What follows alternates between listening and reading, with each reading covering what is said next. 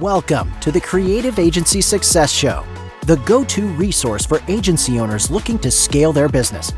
Join us every week to stay ahead of the curve and position your agency for future success.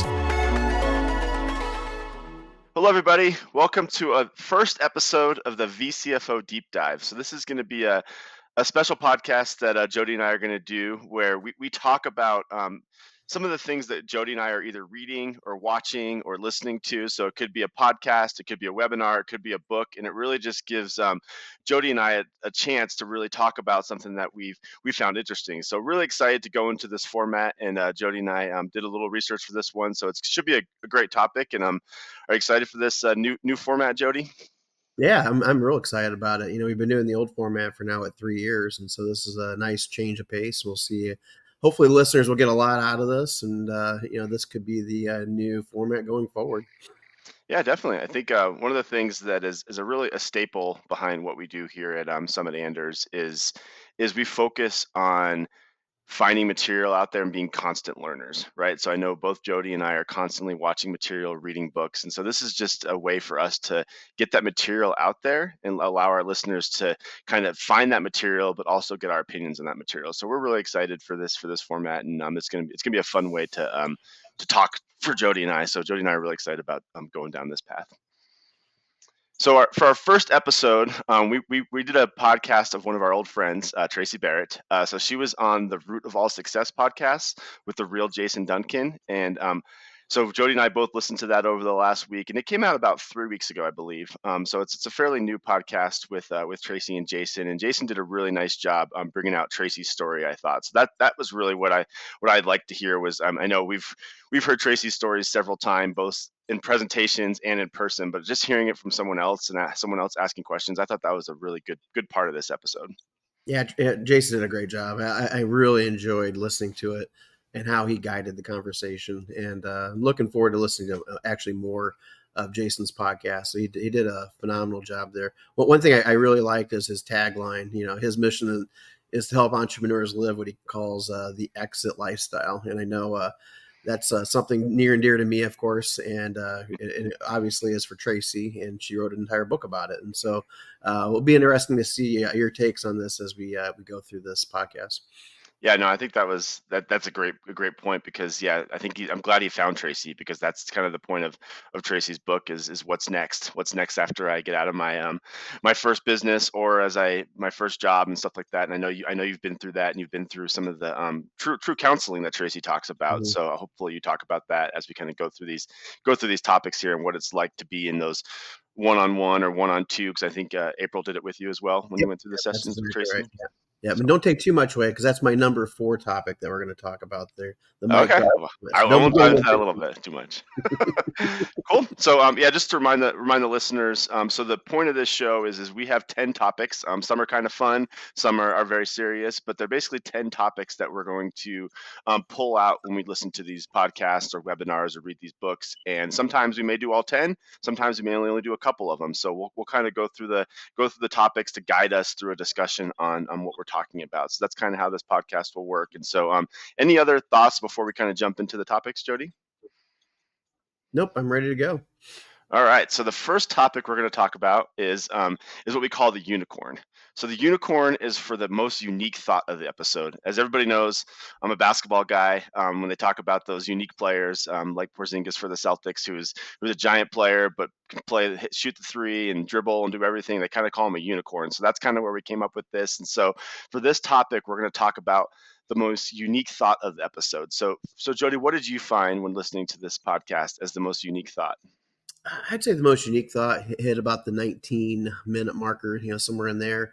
And it was when Traci was talking about there's more than just in life itself or in work than just dollars and cents and titles and all that kind of stuff. And that really struck me pretty big time, because I've never been a person that really strove to make a ton of money. Of course, I love making money, don't get me wrong, but that was never the end goal.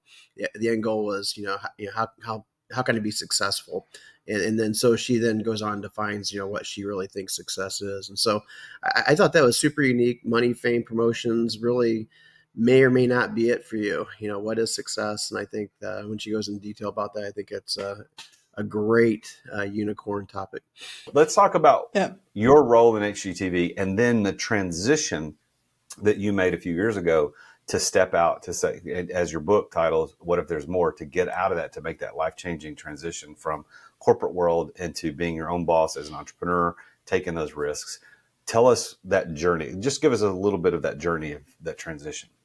Yeah. So it was, I have nothing but great things to say about HGTV. It was such a wonderful ride. I really enjoyed being able to take something from an idea all the way to seeing it into this billion-dollar media empire. And along the way, there were ups and downs and all the, the learnings and the great mentors, and my role grew in responsibility, and it grew in the number of staff I was over. And as an executive, there was just a ton of travel. So there was a lot of traveling to New York a lot. And, a lot of people don't know that HGTV was originally based in Knoxville, Tennessee. So there was a lot of, traveling to Knoxville and New York. And then, of course, going on a lot of these trips, the executives were expected to take, top clients to the dream home every year, or, to some exotic location to wine and dine, to make sure that we could keep, the funding and be sure to keep the network scaling and growing, right? But for me, after almost 20 years of doing that nonstop, I started to lose myself a little bit. I started to wonder, okay, is this what I want to do for the next chapters of my life? And is my identity a little too much wrapped up in HGTV? And is there something else out there for me? Is there more? Is there a way for me to kind of hit pause and really understand what it is that I want and why? And I think, when I looked around in corporate America, what I realized and what I saw were that there were a lot of people like me, kind of, you hear about the golden handcuffs and, you're just staying, someplace because that's the way you feel you should, and you get on autopilot. And I really wanted to get off autopilot. I felt like not anybody in my life was getting the best part of me. Yeah, no, I agree. And I was with you. A different timestamp there. So later in the podcast, around 34 minutes mark, she was asked, like, how do you personally define success? And what Traci's quote on this is using my God-given unique design to have a positive impact on the world around me. And so she said, this is the sweet spot, right? So if we are who we are, then we've truly found success. And this is kind of where she goes into, money, fame, title is all great, but you really need to walk into who you are and make sure you're chasing your passion. So how do you personally define that term, success? Yeah, for me, it's really using my God-given unique design to have a positive impact on the world around me. That to me is success. And I feel like it's the sweet spot. And if I hold true to that, of using my unique talents to really have a positive impact, and then I feel like all those other common metrics, they just happen, right? The success by, in the being able to sustain myself financially and to have a position where I can, have a platform or any of those things will come if I'm really focused on what I should be doing and what I'm uniquely designed to do. And so again, I can really identify with this. I think that I've, as most listeners know, I've had 4 different real career jobs since before joining Summit, and one of them, and I'm going to tell a quick personal story here, and I'm interested in your stories as well, Jody. Was I worked for a job where I was they put me in a financial reporting role. And as anyone knows, that is not my strength. I do not want to be sitting behind a desk and just sitting there writing all day. And when I was doing that job, I did it for about 6 months. And I can tell you, like, my life was different. I was grumpy around the house. I was not in always a good mood. I was just a different person. And because I just didn't feel like I was doing what I was meant to do each day. Like I was really just like forcing myself into a role of doing something that I didn't really enjoy doing. And so for me, that really resonated with me because I wanted to be someone that was meeting with people, talking to people, helping people. And that's what I do at Anders now is I get to constantly work with people. And so just my overall mood has been better since I've worked at Anders because of that. And so I'm sure you have a similar story or a similar path, Jody, where you were in a job that just didn't work out for you. Yeah, I can start from way back in high school if you want, but yeah, there's a lot of jobs. I mean, I think the word job just didn't work out for me. No matter really what what it was, whether it was accounting or whether it was a fast food restaurant or whether it was selling insurance or selling cars, selling knives. I've done a ton of different things over my life, and I think it was just simply, when it comes to it, it was simply working for other people. That was the tough thing for me, and that's why, as an entrepreneur, I went the entrepreneur route because it took me a long time to figure that out. And, once I did, then, things just, turned dramatically. And so I would say, that was the change for me, is just simply identifying what was important to me, and what made me feel good, the one to come to work, every day.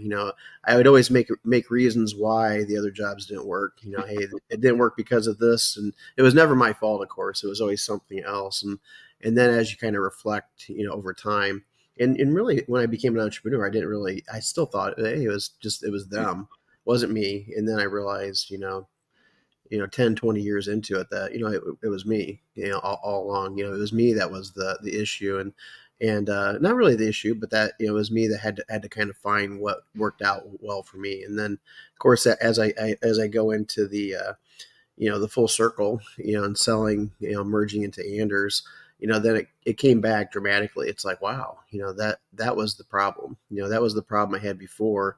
And now I've had 20 years to figure it out.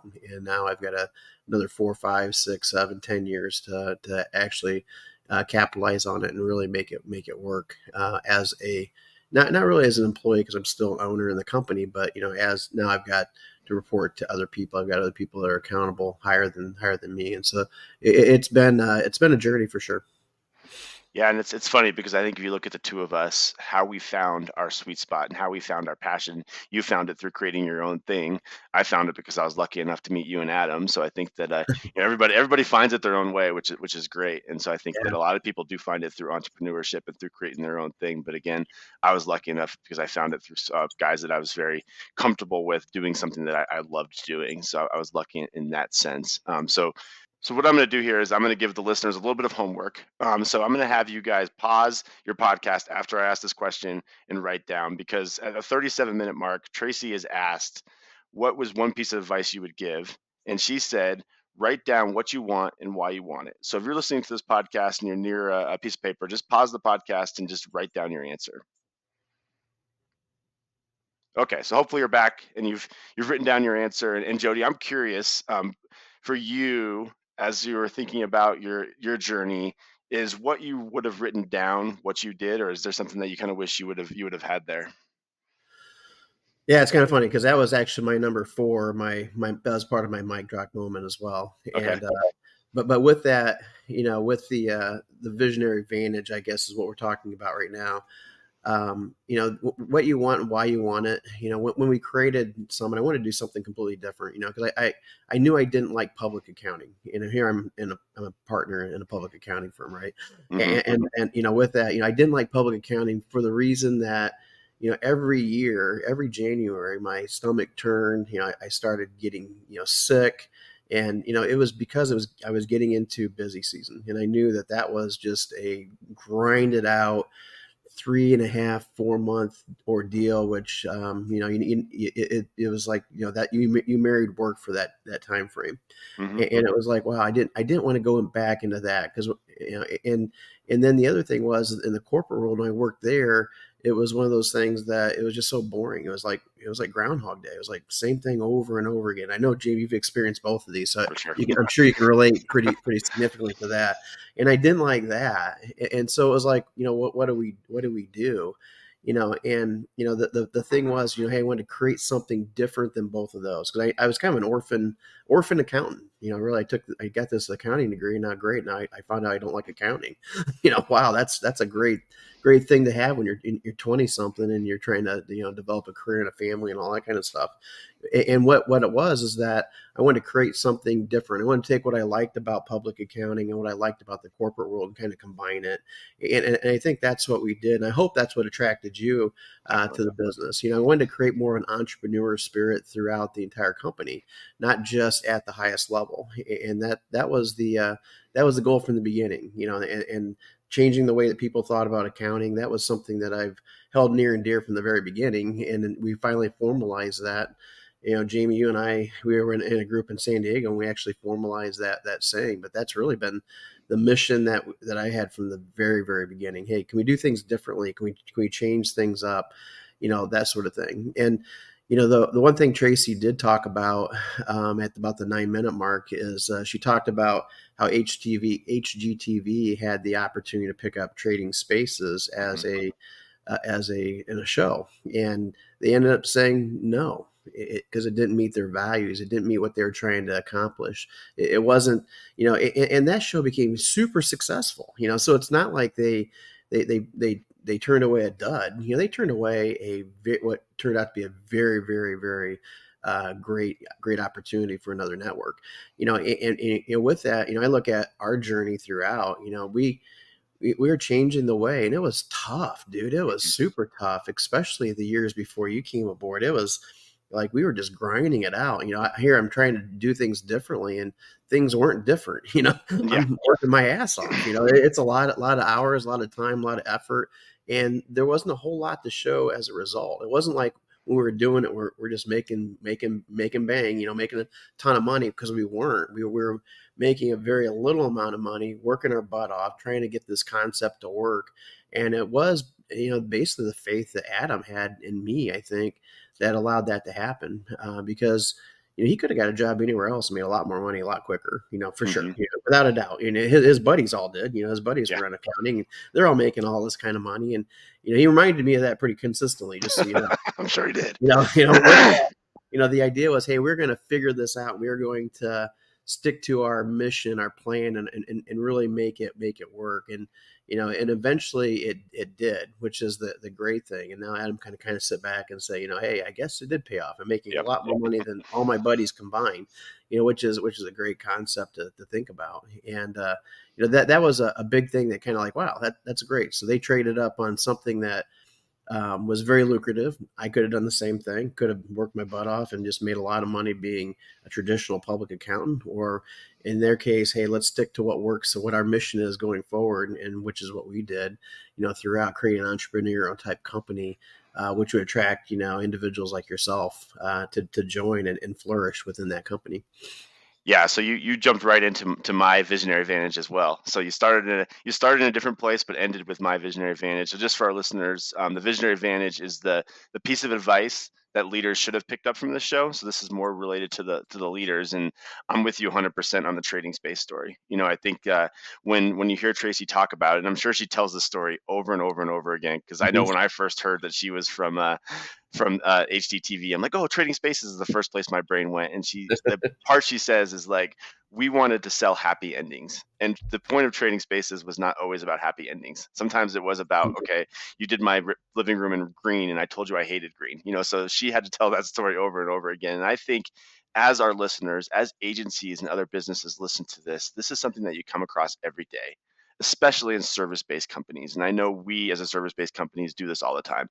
Sometimes you get that client that just doesn't feel right. It just doesn't feel like they're the ones that are going to, they might be a giant client as well. It might be the biggest contract you've ever had in front of you. So you need to sit back and decide, is it worth us taking this multi-million-dollar project that'll grow our business times 3 if it's not something we believe in? And so I think that was a really good point. And I think to me, that's, as a visionary, as someone that's an owner of a company, this is something you need to think about every day. And I think the second part of that is you need to make sure your team understands it, right? So like when your team's selling stuff, when your team's working on a project, if that project started off within the owner's vision and then you're working on it, you're working on it, and you're working on it. About halfway through, you're like, oh, I know more about these guys now, and this is not the type of company we want to work with. How do they know how to react to that? So I think that's the second part of this that Traci didn't talk about, but I want you to go on a little bit, Jody, because I know there's something you do a really good job with us here, is to make sure everybody in the team knows that if a client is not the type of client you want to work with, that you have to pull the plug, because that will ruin your company more than anything. Yeah, I think that there's kind of like, there's two parts to that, I guess. Is the client the right client, or is the team member the right team member on that client? Mm-hmm. That's what we have to kind of identify, because it could be either or, it could be both, it could be neither. Who knows really what the issue is. But if I were a company and said, hey, I've got to fire every client that Jamie doesn't like, I wouldn't be a company, because I guarantee you that half those clients Jamie wouldn't like, those clients, or Bob, or whoever might be working on them. So you've got to define, hey, is it a client that fits Jamie? Because again, the other thing is, I could bring on Bob, and Bob could love this client. This could be a great client for Bob. And so I think it's one of those things, you've got to listen to the team. And then once you identify, hey, it's just not a right fit because the team member doesn't want to work on this client. Let's not poison the water and talk to everybody else how bad this client is. Let's bring in, Sarah, and see how Sarah reacts to this client. Does Sarah make a good relationship? Are their personalities more in line? And if their personalities are in line, it works out well. Great. Moving forward, no issue there. But if you get two strikes where, Sarah's telling the same thing Jamie or Bob is saying, or whatever, then you've got an issue where you've got a bad client, and you've got to work on, hey, how can we land this, not just let this client go, but how can we land this client somewhere else so that it's a better fit for them? Because guaranteed, if our team's not enjoying working with the client, then the client's really not going to enjoy working with our team, and it's going to really develop, some, bad blood down the road. And so I think it's a double-edged sword. Like I mentioned, you got to decide, determine, hey, is it the client, or is it the relationship between the consultant and the client, or the accountant and the client, whatever that might be. And I have a great example of this, and I think it's really important to learn from your mistakes. And this is a mistake I made. I think this was recently too. It's probably a couple of years ago, where You in made a my mistake? yeah, can you believe that? No, Adrian. I'll let her know. Yeah, don't tell my wife. So I was working on a client, and in my role, obviously I'm overseeing ops, and I'm overseeing a lot of the client relationships. And sometimes you kind of get caught in that world of, we've really got to keep this client no matter what. And so I was working on this client, and it was one of our high level CFOs, and the client honestly was just not a nice person, and not being nice to our team, and not being nice to our work. The work just wasn't fun. And I was trying everything I could to make this client work. I was getting with the CFO, I was doing training, I was teaching them, okay, how do you handle it when the client is yelling at you for 5 minutes? And I was going down that mark, and somehow Jody got a briefed of what's going on with this client, and talking to the CFO, and like, he called me into his office, his virtual office, was like, Jamie, why are you trying to keep this client? No matter what, we do not keep clients that are abusing our team. And I'm like, you're right, Jody. Like, why am I doing so hard to try to keep this client? So I had to have that tough conversation with the client and be like, yeah, the way you treat our team is not right, and we're not going to continue to work with you anymore. But again, I was so caught up in trying to make this work that Jody kind of had to set me straight and be like, yeah, this is not the type of client we want to work with. So it was definitely a learning lesson for me, that I kind of have that in the back of my mind now, is like, if the client is that mean and that abusive to our team, we got to pull the plug pretty quickly.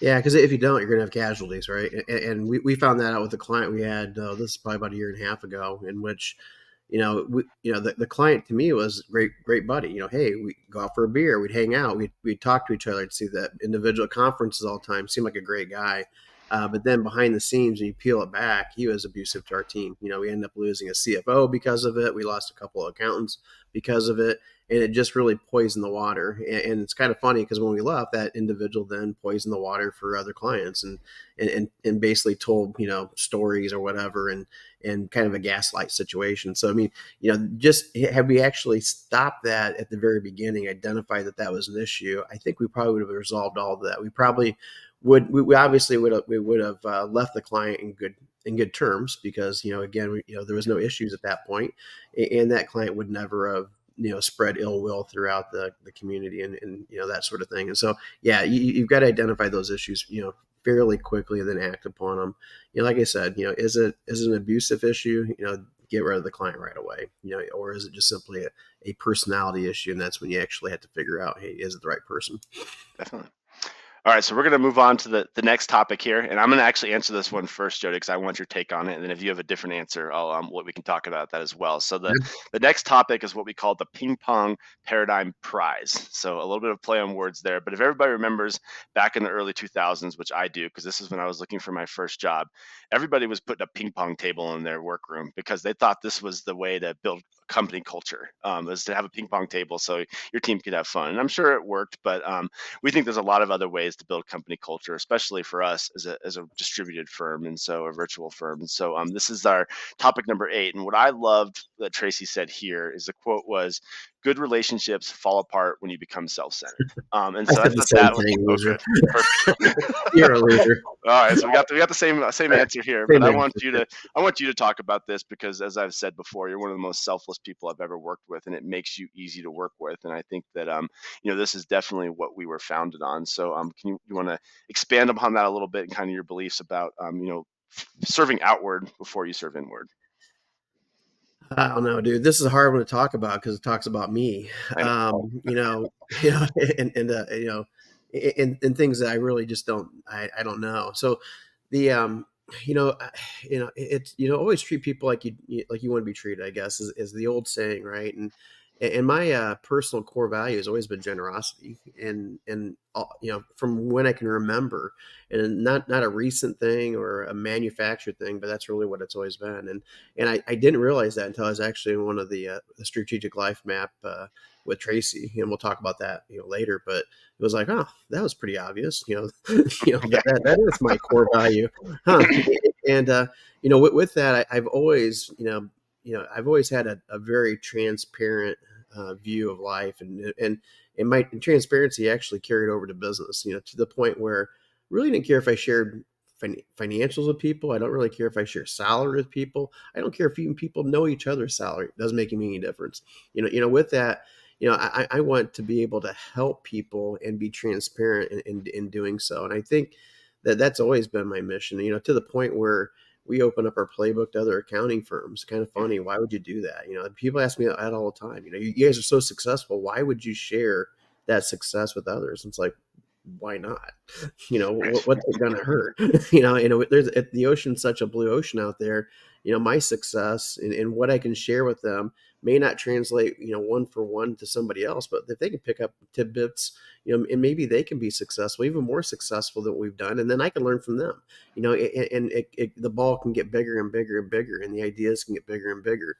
When we started, Summit way back when, we 20 some years ago, we created this virtual CFO service concept, and at that point, there wasn't really anything like that going on. A lot of things were based on outsourced accounting functions. We were more on the strategy side. Hey, we wanted to meet with clients on a regular basis, teach them strategy, teach them how to look forward, and really how to work their business. We couldn't actually do their business, obviously, but we could give them, hey, the roadmap. Hey, here's where you might be falling off. Go work on it, Mr. Business Owner.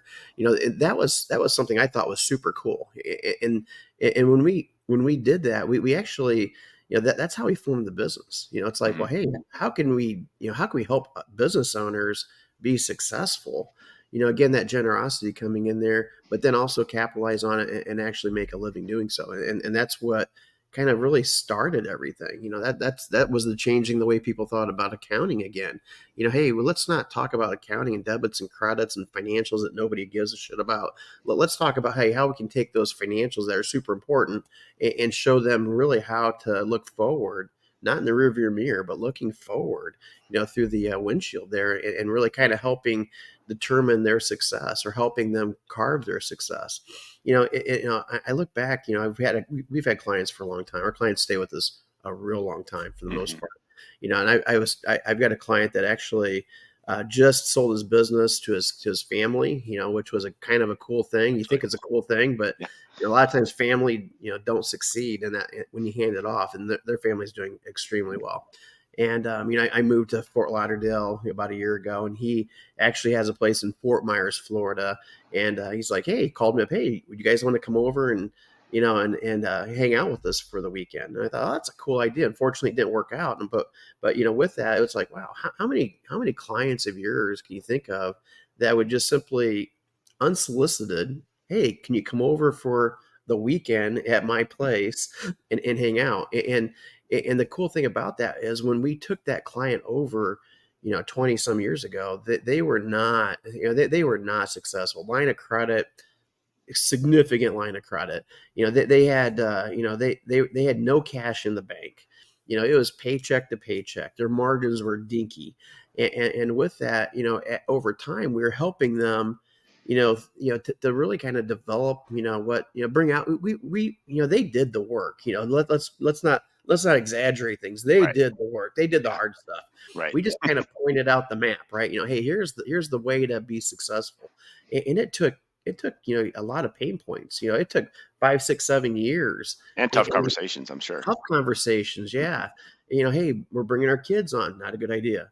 Whatever that might be, and they eventually figured it out, and they eventually listened to it, and they grew their business to, a very, very, very successful business, where their profit margin, their profits were in the multi-millions, per year. And that with no debt, nothing like that, handed it off to their kids. Their kids are continuing that success. And when I look at that, I think, wow, I don't look at that and think, wow, can you believe all the money I made on that person over the years? That never even comes up, right? I don't even think about that. That's not the thing. I'm thinking about, wow, that was pretty cool. The advice that we were able to give them, the fact that they listened to it, the coaching up throughout the years really helped them and their family grow something to something that may not even been in existence today, to something that's super successful, that they can pass down, and that their kids and grandkids, and they've got tons of grandkids, believe me, will eventually, have that success and be able to take it to that next level. That to me is the generosity and teaching other CPA firms how to provide that level of service to other folks, to me, is like, wow, this is pretty cool. Think about, Jamie, think about all the, really sit back and think about how many people, not companies, that you've impacted, Yeah, have definitely. impacted, since you've been with Summit, not just the exact clients that you work with, but think about all the different seminars that you and I've been to that have helped other firms help their clients. Yeah. It's got to be in the hundreds of thousands of people easily.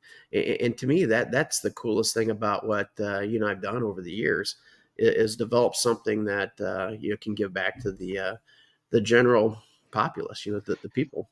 And I think the reason, to me, this is a culture thing is because the generosity at the top goes all the way down to the bottom, and then it goes all the way outside, right? So like, when I started at Summit at the time, like I learned very early on that like I didn't have to worry about the small things. And again, small things are different for different people, but like a great example is just last week or 2 weeks ago, I was in New York City, right? So I was in New York City for a conference, and Jody couldn't go because he had something else going on. So I was kind of the lead at this conference. And one of the things we had several clients there, and we had several team members there, and a couple of the team members were there. This was either their second or third conference they've been to. And so like one of the things we did is we went to a Broadway play. It was in New York, and Broadway tickets aren't cheap, but like I never had to go to Jody and be like, hey, I want to take the team and a couple of clients to a Broadway play. Are you cool with that? Because it is in our culture that generosity is there. That Jody would, I didn't even have to ask him because I know what he would say. I know he'd say, yes, please take him to it and buy them dinner while you're there. Like it would. That's just always been our culture. So my 8 years at Summit, I've never had to think about, should I do this for a client or should I do this for a person? And it's not just money, it's time, it's conversations, it's all that stuff that is part of our culture that just are, like Jody said, our clients see it, our clients feel it. And so I think that was been super important to me as an employee to know that like we're taking care of our people. We're taking care of our people, and we're taking care of people that have any type of relationship to this company. And so I think that is why it's such a cultural blessing to have that, and to know that that's part of what we do, is because it's made it really easy for me to work here, is because I've never really, and again, maybe there's been some times where I spent a little bit too much, but I've never heard from Jody, or I've spent a little bit too much time on a phone conversation with a client, really just like, probably being a counselor more than a CFO, and I maybe spent half the day talking to them, working through stuff. But that's really part of who we are, is being generous and creating those long-term relationships with our team members and our clients. And what it does for the culture, not only our clients, do they really want to leave you if you've been to all these experiences with them and you have all these shared experiences and you're friends with them? They don't want to leave you. And same with the team members. The team members at that Broadway show and how much fun we had in New York City are going to remember that. And yeah, they may have a better job offer someday, but that's going to be in the back of their mind is, yeah, I may make $20,000 more salary, but is this client going to treat me the way that Summit has? And so I think that is why this is the ping pong paradigm, is because this is really the best thing you can do for your culture, is have that culture of generosity. All right, so that's for that topic. So we have one more left, and this is going to be one we cover on every episode, what we call the mic drop moment. And so this is what we've always asked at the end of every podcast we've done. We've always said, okay, what's your one key takeaway? And so we want to make sure this is part of every time we do this podcast. So Jody, we've talked about a lot of things when it came to this podcast, but what's the one thing you want the listeners to take away from listening to Traci's podcast? Well, Jamie had mentioned earlier the what you want and why you want it. That was a profound statement, because when I met with Traci, in full transparency, I've known Traci for probably about 10 years. Just shortly after she left HGTV, she and I met at a conference in Puerto Rico, and we were able to hang out there and really kind of enjoy each other's company. And I met her husband and all that kind of stuff, and she met my wife, and it was a great experience. But we kind of fast forwarding to about last year, 2 years ago, we did what Traci calls a strategic life map, and it was revolutionary for us. My wife ran a very, very successful law practice that she started as an entrepreneur and really kind of built up to where it was, I think, about 8 people when she had left. And she actually merged that into another law firm and, all that kind of good stuff. Well, Traci, through the strategic life map, Traci helped her identify that, hey, that's the needed thing to do in our second half of our life, right? Because, she talks about success after success. And so, hey, the successful parts, hey, we developed this, she developed this, now we need to, just to put that behind us and figure out, hey, what's our next successful thing? Because the next successful thing, I'm hoping, is going to be even more successful than the first. That's the whole game plan, right? The first half of your life, you build something, you sell it as an entrepreneur, whatever, and then you've got the second half, and that could be whether you're a team member or whether whatever that might be. There's always that second half of your life. And what I didn't want to do is, I didn't want that second half of my life being sitting in front of the TV, getting fat, watching sports, watching Jamie's team play on on TV. I didn't want that. I wanted something a lot more, a lot different. And it was kind of nice spending the 2 days that we did in Nashville with Traci, and each day she took one of us, by ourselves, and kind of walked us through our entire life history. And it was kind of an amazing thing, the ups and downs of it. And then she would take my wife, and do the same thing, ups and downs of life history. And it was amazing that when the third day, when she brought us both back together, and she's got all these different, they love these big, huge sticky notes they can stick on the wall. And they got these huge sticky notes of my life history and then April's life history. And it was kind of ironic, but all of April's ups were my downs, and all of April's downs were my ups. Very, very rarely did we have an up at the exact same time throughout our entire life journey. And it was like, wow, that maybe that's why we have been together for 35 plus years, because we were able to help each other out, kind of bring that generosity back in. And April's April's identical when it comes to the generosity value, and we were able to help each other out. But that strategic life map allowed us to say, hey, here's what we truly want, and here's why we want it. And it allowed her to walk away from her business, not to walk away, but to sell it, merge it, whatever you want to call it, so that she can then start that second life. Because with my life, the way it works, I travel all the time, as Jamie had mentioned. Jamie and I, we're on the road probably 1 to 2 weeks out of the month. Basically teaching other folks how to do it, whether if it's in the verticals that we work in, the cannabis vertical, digital agency vertical, the transportation or the law, one of those verticals, or whether it's just simply service-based companies in general, teaching them how to be profitable, or the accounting market, teaching them how to actually provide this level of service. And, that was one of those roadmaps that I wanted to continue doing. We go to all these really cool places. Some are outside of the country, some are in the country, some are local, some are virtual. And so the nice thing about that is that, and before, April, my wife, wasn't able to attend the majority of those because she had this high stress, high functioning, job that she was trying to, or career that she was trying to work as an entrepreneur.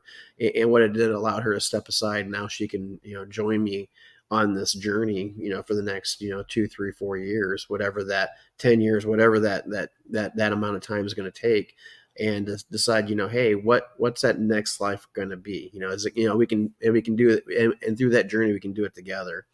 Which is the nice thing about it, and give Traci all the kudos in the world for that, for helping us get to that stage. And we're ready for round 2.